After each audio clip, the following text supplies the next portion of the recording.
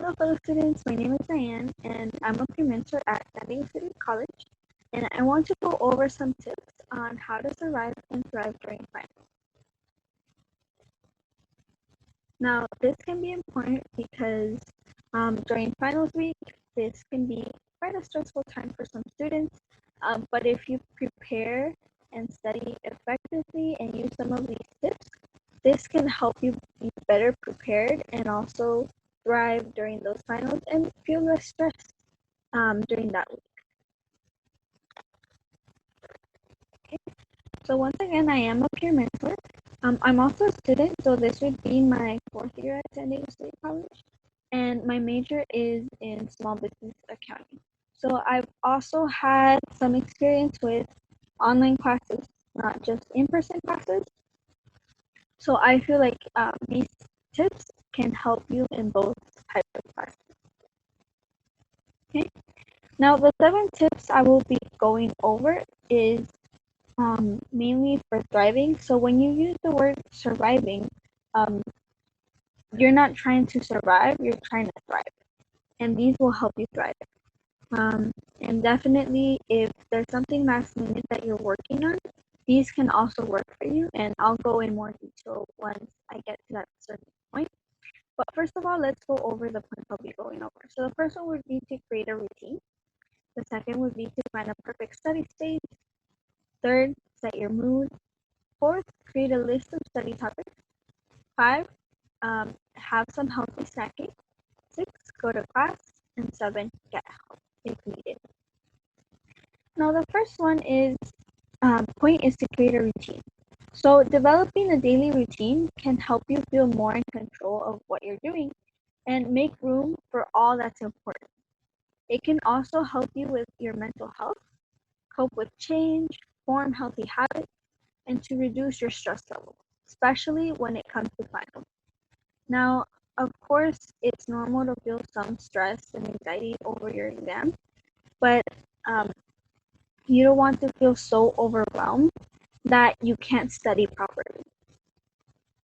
And that's why creating a routine is so important. Now, how to create a routine is important because not everyone knows how to do that. But here are some tips. First, make goals for yourself. So, what do you want to accomplish that day or that week? Prioritize. So, you wouldn't do maybe something that's due on Friday, do that assignment first if you have another assignment due today. So definitely prioritize what comes first, and base yourself on deadlines. Also, create a schedule based on these goals and priorities and around your daily activities. So just because you have a priority to finish an assignment and want to set certain goals for yourself, that doesn't mean that you will automatically put that first over daily activities and your already daily routine, like taking care of yourself, eating, and those kind of things. Also, set rules and breaks for yourself. So you don't want to just study for 5 hours straight. You want to set some breaks for yourself in between and also set some rules for yourself. So, for example, every 30 minutes, you're going to take a break, or every time you finish a chapter reading, take a break. And also reward yourself along the way. That way, this will help you maintain motivation throughout your study routine and throughout the semester. Okay. Now, this is an example of a weekly schedule. As you can see, it goes the first day Monday and the last day Sunday. And this person has scheduled their routine around their studying, their lectures, and they have even included exam dates and free time.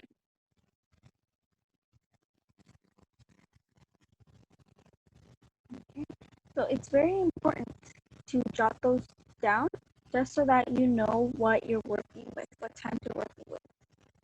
Now, as you notice, they've also specified during their study times what they're going to study. For example, on Monday, they're going to study chapter 7, page 110 to 153. Tuesday, that same chapter, page 153 to 165, and so on and so forth. It's very important that when you're creating that routine and you're setting those goals for yourself, you jot them down either on that same schedule or on a to-do list so that you know what you're working towards and what you're working on. Now, as you can see, they've also scheduled some other than free time, fitness time. So on Thursday, right there, after their exam. And then after those two things, they've also scheduled themselves for a party. And actually, as you can see, it's from 9 to 3 in the morning. So they're not taking little time to reward themselves. They're taking some nice time to reward themselves. They've also have some free time here, Saturday, Sunday, and on Monday. Now, for free time, this depends on what they're working on. If they have any upcoming projects or exams, maybe they would focus on studying a little bit more and putting more study time, or they very well maybe just doing some self-care and taking care of some chores that they need to take care of, or errands that they need to take care of. And also, as part of her daily or this person's daily routine, they've also included their dinner time and breakfast. They have scheduled. It might be because they're doing it with family or they've reserved that time. So this goes back to reserving that time and scheduling yourself, your study times around your regular routines and your regular daily tasks. So things like dinner, breakfast, classes, so lecture, gym time, fitness, morning swimming. This person has on Monday, so schedule yourself around those things that you already have in your schedule. Okay. Now, the second tip is to find a perfect study space. Now, as you can see in the image that is on the screen, this is not the ideal study space. Now, of course, on the right, you can see that there's a computer and a desk sort of there, but there's no real seating space, and there's no real space where the person can actually sit down and not be distracted by either the mess or the fact that their stuff isn't organized enough and they know where everything is. They also don't have their books at reach. As you can see on the left side of that image, the books are on the other side of the room and the desk is on the right side of the room. So there's no organization. And so that's something that you want to consider when finding a good study space. Now, a study space depends on how you study. So some people can deal with distractions more than others, and distractions differ on each person. So for example, for me, if I have the TV on, that could be a distraction when someone can work with that noise and concentrate and focus on what they're working on. So that's why when you're finding a study space, you want to, first of all, find a study space with enough room to set up the things that you need. So study materials like books, notebooks, a nice space where you can write with. You can set up your computer there. You want to make sure that your study space is not around other distractions, like I said, a TV, or maybe if you have siblings, your siblings are around playing around. So make sure that that study space is away from the distraction. Some suggested places, if let's say you find that at home there's a lot of distractions, you can use the library or a coffee shop. At home, you can use an at-home desk or a kitchen table. But if you don't have this available to you, make sure that your study space isn't too comfortable. So you can make your study space wherever you want, as long as you have enough room to set up yourself to study and you have your things at hand. And so once again, be careful to not have your study space be too comfortable, like for example, your bed, because if you're tired or if a subject is particularly boring to you, it can be easy to fall asleep or take a nap. And maybe you're not even trying to take a nap, but this can happen if you're obviously tired from a long school day. So keep that in mind when choosing your study space. Now, with choosing a study space, you also want to um, set your mood. So here are some 4 study spaces. The Severe Hub, these are on campus and they're available when campus is open. Now there's L207, M205, S401, and AH200A. And so the cool part about these hubs is the study space on campus. There's 4 around campus. You have Wi-Fi available, and on top of that, they have um, outlets where you can connect your laptop and computer if need be. Now, once again, as I was saying, part of setting up your study space is also setting your mood. Now, setting your mood doesn't have to be as complicated, or you don't have to make it as pretty as this picture with the lights. You only need maybe a notebook, some pens that you will be taking your notes down or studying with, and maybe a cup of tea or a cup of water or coffee, whatever you like to study.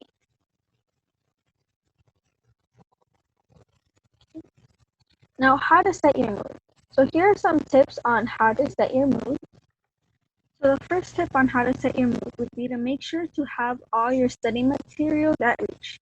So one of the issues that we saw on the earlier image wasn't only the mess and the lack of organization, but it was also the fact that the students' study materials weren't at hand. You want to prepare your study space beforehand, so that way to reduce the lack of distraction when having to get up and grab either your notebook or your book.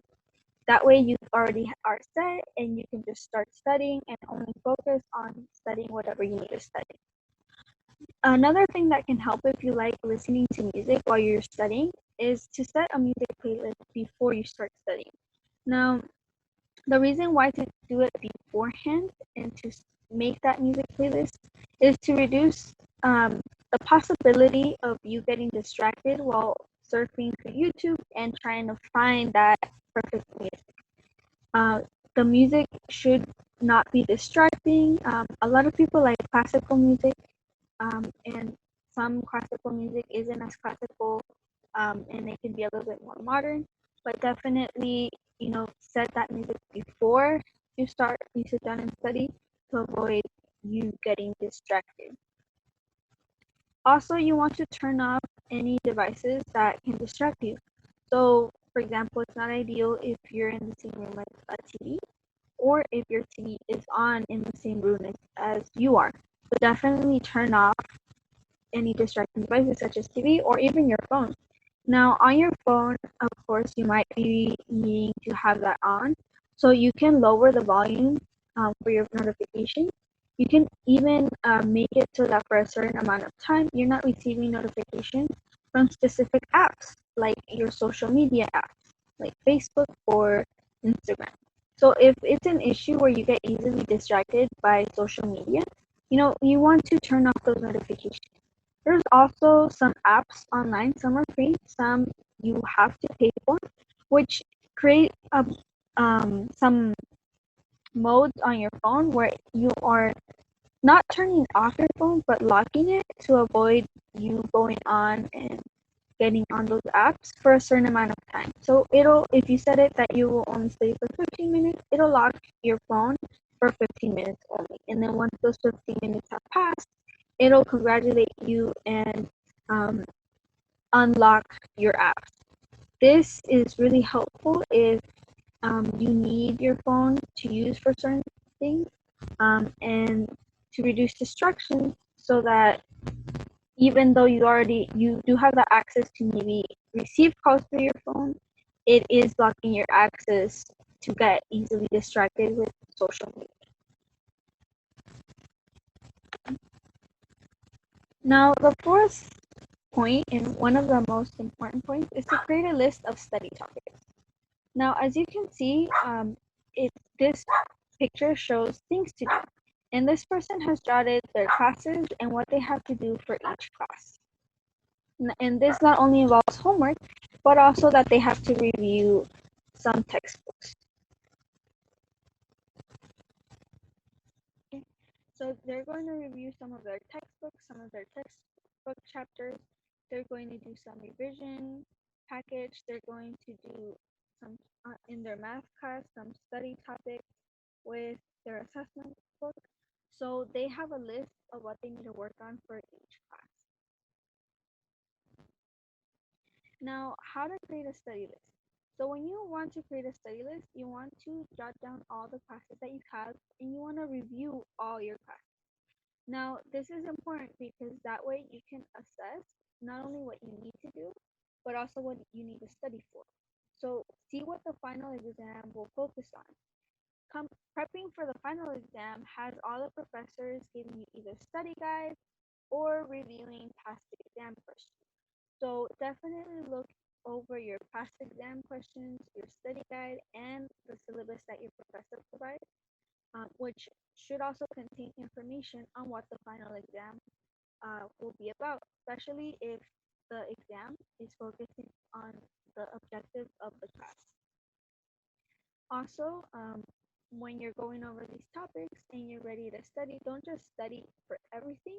You want to assess your knowledge, strengths, and weaknesses. You wouldn't spend the same amount of time you would if you um, already know that you know a concept in history than if you didn't know how to do a certain math equation in your math class. So definitely make sure to see that what you're studying for is something that you need to fortify in knowledge rather than something that you already know. And that way you will be using your time more wisely and do better on that final exam. It's like when you're drinking something, you're not going to eat food when you're thirsty. So definitely, cover those areas that you're not sure about in your studies. Okay. Now I want to show this video which shows you how this student, medical student, studies for his exams through Google Sheets. Now he uses Google Sheets, but the way he uses it to study is very helpful in the way that you can also use this with flashcards and with whatever medium you're using to study. And so let me show you that video. So we're going to jump in and I'm going to show you the Google Sheet that I used to revise for my final year medical school exams at Cambridge a few months ago, and I'll just kind of explain how it works. Okay, so here we have the Google Sheet, and you can see along the bottom I've got all the various different subjects: so abdomen, cardiovascular examination, the respiratory examination, neuro, endocrine, derm, GALS, which is a musculoskeletal thing. It doesn't matter. The point is the subjects are along the bottom, and then the structure of the sheet is based on having questions in column A and answers in column B, and it's pretty much that simple. So let's look at my liver disease little category, and I've got loads of questions for myself: causes of hepatomegaly, which means a big liver, what might be evidence of decompensation in liver disease, what investigations would you like, complications of cirrhosis, classification of cirrhosis, causes of ascites, which means fluid in your abdomen, how do we treat ascites, all these various questions about liver disease. And the cool thing is I've written the answers in column B, but I have colored them in font color white. So I've wrote them obviously with font color black so I could see what I was doing. But then once I've written the answer, I text color white, which means when I'm looking through the spreadsheet, I can't see any of the answers, and therefore this is active recall. When I see a question, I have to actively retrieve the information from my brain, which, as we mentioned earlier, and in all of my previous study videos, is the single most efficient study technique. So that's the whole point of this method. It's just about having questions and answers. And this is kind of like flashcards. It's like having, the front of a flashcard as column A and the back of the flashcard as column B. But I just think this is a nicer way to look through a topic. And we'll talk more about exactly why I like this method later on. But that's pretty much the method. Questions in one column, answers in the other column. Also, you'll notice that I have color coded some of these. So it's pretty straightforward. Green means I'm pretty sure I know the answer, or I knew the answer 6 months ago when I was doing these exams. I don't think I can remember the answers to a lot of these, but I'll do some spaced repetition and active recall of this particular spreadsheet later on. Yellow means I wasn't very good, but I sort of half knew the answer. And there's a few red ones down here. What are some problems following transplantation? That I clearly didn't know the answer at all, and sometimes I use orange for a middle ground. And towards the end of the revision period where it came to exams, I was doing this thing where I would hide some columns that I didn't need, so between here and here, yeah. So there's quite a few green ones, but I don't need to go through all the green ones, so I can just hide these two columns. and then you end up cleaning up your spreadsheet over time. And then, you know, if you do want to have a session or an hour or two where you're just going through every single question, you can just bash through them. And this is the Google Sheets method for active recall. I hope you enjoyed it. Now let's talk about exactly why I use this instead of flashcards. Okay, so why do I use Google Sheets instead of flashcards? There's a few reasons. Firstly, I really like the fact that putting it in a spreadsheet format gives you a systematic structure of reviewing your stuff. Flashcards are good because they tend to randomize the order in which questions are asked, which is good because it means that you're having to dredge up information that's in different topics. And there is this thing in efficient studying that, you know, interleaved practice, that the more you learn from different categories, the more likely you are to remember it. But I'm not a massive fan of that, especially within medicine and a lot of other subjects where the sort of recall you're going to be asked to do is going to be systematic. Like, let's say I see a patient who has a stoma in their abdomen. I'm going to be asked questions about the stoma. They might ask me what the complications of stomas are, like the question over here. They might ask me about different indications for a stoma. They might ask me what a Hartmann's procedure is. This is all stuff related to a stoma. Whereas if I had these in an Anki or Quizlet deck, then I might get a question about what are the complications of stoma, and then the next question would be, how do patients with autosomal dominant polycystic kidney disease present? And the next question might be, what are the complications following a liver transplant? I mean, it's good to have this knowledge off the top of your head, but I think I prefer the systematic approach where I can have, you know, this mental model of stomas and just kind of know everything about them in one place and actively revise that one topic at a time, rather than just getting a scattergun of different questions about various problems in the abdomen. Secondly, I really like how this lets me see at a glance exactly where the holes in my knowledge are. With something like Anki and Quizlet, I have to trust that their spaced repetition algorithm is going to flag up the things that I don't know, and often I'll have to go through 100 cards where I'm pretty sure I know like 80 of them and it's only 20 of them that I'm really struggling with. Whereas in this, I have color-coded it myself. Stuff that I put in red means that last time I tested myself on this, I didn't know how to do it. So that's the stuff I'm going to do first. And if I just scroll through the Abdo exam, I see there's quite a few red, yellows and oranges. So I'm going to spend some time on this today. And I don't think, oh yeah, cardio exam, there's more green and yellow here. There's a few reds, so I'd be looking at these reds. And this becomes a very quick way of reviewing questions. I'm not a fan of reviewing notes, obviously, because that's not efficient, that's passive, it's just reading information. I'm a big fan of active recall, and this makes it super easy to see where the holes in my knowledge are. Thirdly, I think the Google Sheets method makes it slightly easier to work together with friends. So if you've seen any of my previous Study With Me videos from a few months ago, when my friends and I were preparing for our med school exams, we'd often have like sessions where I'd put up the Google Sheet on my big monitor, zoom the font size in, and we'd kind of sit there and work through the questions one at a time. That is possible with flashcards. I have done it in the past with flashcards, but I just found that having tried both of them, it was kind of nicer to just go through a spreadsheet and be like one by one, next, rather than trust that random flashcards would pop up in the right order. And finally, the reason I prefer Google Sheets to flashcards is because flashcards become an absolute burden, like I mentioned at the start of the video. You see that you've got 150 flashcards to review that day, and it just sucks all the enjoyment out of learning. And yeah, I know you can set them so you only review 20 at a time, but then sometimes you want to change that amount, and sometimes you want to work more, and then you have to actively go into the options and change that up, blah, blah, blah, all this stuff. Essentially, Google Sheets just makes it a super low commitment thing to sit down and study. Even if I have 5 or 10 minutes, I can just go open Google Sheets, find the things that are red, and actively try and recall them, and then look up the answers, or Google or Wikipedia, or even look at a textbook for the stuff that I don't remember. And that, you know, even if I have 5 or 10 minutes, that will work. Whereas for a flashcard, yeah, it does work if you just have a few minutes at a time, but I often found when I was using flashcards intensively in first and second year that unless I had like an hour or two to sit down and do my flashcards, I used to treat it as such a big deal that I ended up not reviewing them very often. So I like the fact that Google Sheets is low commitment. You can do it as little or as much as you want.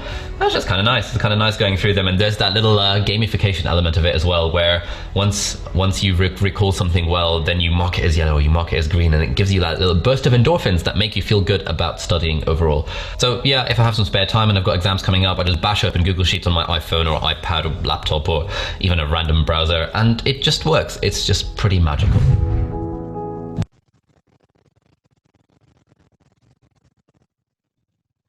Okay, so there you have it. Why Google Sheets and why I showed you this video was because even though he uses Google Sheets and he uses an online mode to study versus flashcards, the way that he color-coded his notes, he color-coded the study topics that he knew versus the ones that he still needed to work on, is very useful when you're studying, so that you know what you actively need to study more over other things that you already know. And so this also can be used for your flashcards. It all depends how you learn best. So some people prefer using an online mode because they like typing, and typing they find it easier that way. Other people find that when they write stuff out, it's easier for them to retain that information. Now, it also depends on how much time you have. Now, if you have enough time to where you're preparing as the semester goes, of course, you'll have more time to study and assess your knowledge based on each chapter. But if there's something that you realize you don't have a lot of time for, what I've done in the past, for example, for math per se, if I know that I need to study for my math exam, I know what the exam is about, and I know based on the study guide what things will be on there. I like to grab a sheet of paper and write down all the formulas that I would need as a cheat sheet per se when I did the exam. Once I do that, then I go over some math problems and use that cheat sheet to help me do my mock exam, sort of to review some math problems. Once I do that, then I have a better look at what I know, what I don't know, and what I still need to work on. And so that's the whole point on creating a list of study topics, is to prioritize what you need to study for, to make sure that you're covering those holes in your knowledge, like the video mentioned. Okay, the fifth tip is healthy snacks. Now, one would think, well, why don't I just get up and grab a snack? It shouldn't be such an issue and it shouldn't be as important. But the point is that when you have a snack at hand, you won't get distracted to get up and maybe eat something that you shouldn't. Also, when you are striving to get a healthy snack, that means that whatever you're going to eat, it's going to help with your studying, because it should be something like brain food. So as you can see, some easy healthy meal snacks that you can prepare is some veggie with some crackers. I see some carrots with some yogurt, some pretzels, some protein with peas and nuts. So there's, depending on what you like, you can prepare a healthy snack. And so cookies, that's not out of the norm. But of course, if you had something nutritious like a vegetable over a cookie, you want to maybe eat a snack when you're hungry and then reward yourself with a cookie once you're done. Okay? And now remember to always go to class. So sometimes you might not feel like going to class, but it is essential because the professor will be giving you tips on what to study for that final exam. They will give you a review of what should be on the exam, and also if you just stay at home to study, you won't know, maybe if you had a question, you won't have the professor there to actively ask them for a question that you might have. So I want to show you this short video on what to do when you just don't feel like going to class.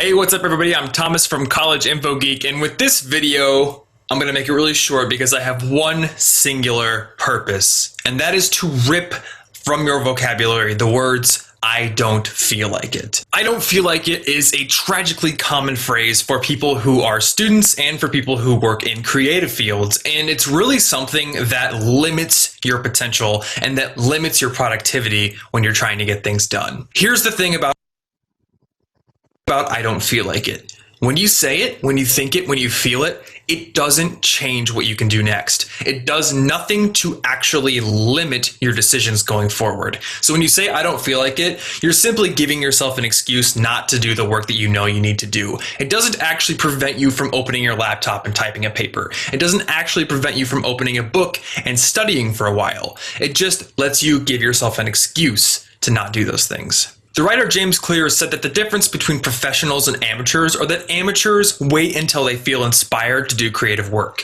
and professionals do it on a strict schedule. One of his friends said that, yes, I wait until I'm inspired to do my work. It just so happens that my inspiration comes at 8 a.m. every single day. And if you look at a lot of other famous writers and creatives, they stick to strict schedules and do the same amount of work every day. So here's how you can apply this mindset to your life as a student. You have a lot of studying to do, you've got a lot of projects to work on, homework assignments, all this different stuff, and you don't always have the willpower to do it, but that doesn't matter because you can just say, I'm going to do it. And here's a tip you can use to improve your success in using this mindset.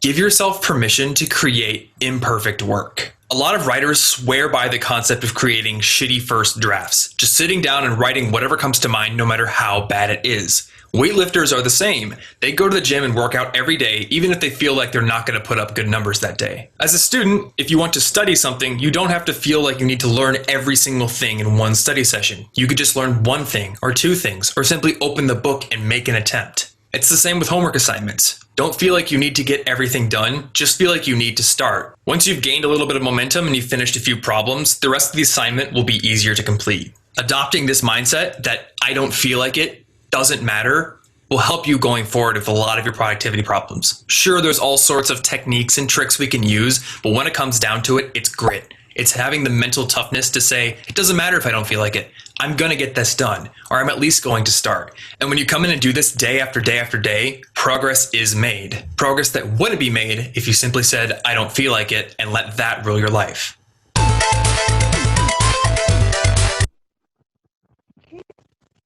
So there's that video on what to do when you just don't feel like studying. And it's not uncommon to feel that way. It's actually very normal. But it depends on what you do with that feeling. This also applies to maybe I don't want to not only not go to class, but I don't want to study or do my assignment. You know, remember your goal, remember why you're there, your main motivation, and stick to your routine in your to-do list. See what you have to accomplish, and at least, you know, say that you were able to cross one thing off your list. Okay. Now, number 7 is to get help. And now, it's not easy for everyone to ask for help, but if you're really feeling stressed during finals, you know, seek the right help. So there's mental health counseling appointments available online, so you can request through a telephone triage, and you can do so in the link on the website, on the city website. And as you can see on the screen, students will be assessed and then offered the health counseling needed through a version through Zoom. And then if for any reason you are in an emergency, call 888-724-7240 or 911, or you can text COURAGE to 741-741.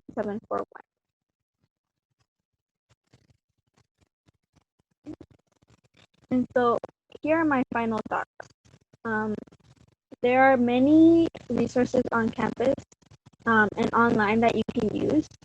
I want to show you this resource that we have on the city website. If you were to need more assistance, you can go into this website, into the English Center, which they have available tutoring on campus. And you can go on this website, https://sbccd.instructure.com/enroll/KH7YT6. Okay. Within the course, you would be able to request a live session with a tutor during their business hours or a paper submission for assignment feedback. And if you need any assistance with contacting those services, you can contact Canvas support as well. Okay. The second resource that we have other than the English Center would be the online tutorial learning center. And this would be here on the city website. So you would go to eTutoring webpage. And once you get on there, you will be able to request online tutoring. And you can also request more information to this email account. Now, if you need to access any of these resources, you can do this from the city website. So, if you go online to stcity.edu, okay, you will see that there is these tabs, and then you'll see coronavirus information, and we are here for you. If you click on this, Remote Online Student Services, this will give you a run through of all the services that are online as of right now. You will see that your frequently asked questions will be on the top. Okay, and if you scroll down, this is formatted or organized in alphabetical order. So here's the information to reach the English Center, what they have or what they are offering. So live tutoring via Zoom, paper submissions and workshops. If you continue to scroll down, we have the mental health and student health services where they give you information on their referrals and resources, how to make an appointment, and what to call when there's a mental health emergency. Okay. And if you keep on scrolling down, you'll see Tutorial Learning Center, where it gives you information on how to receive these resources. And if you click on the website, it will let you see Welcome to Tutoring and how to create an account and how to access these resources, what subjects are available to receive tutoring in, and any other information that you need when receiving this resource or service. Okay.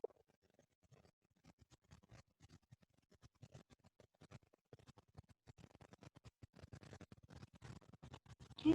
So as we saw on Survive and Thrive, we saw 7 points that were important to take into account when studying for your finals and when thriving for your finals. Now, my final thoughts is on motivation. So remember what keeps you motivated. Remember that you're your best advocate because you're the one that is working hard for those grades and are going through the work. So you want to stay motivated, keep on track, use these tips, and ask any questions that you might have in the comments below. On this YouTube channel, we will happily answer you as soon as we can. We're also on Instagram, Facebook, and Twitter at SDCityFYS. You can find us that way. And we also will be having seminars in the next weeks. So definitely stay connected to us on social media. And I hope you found this helpful. And thanks for watching.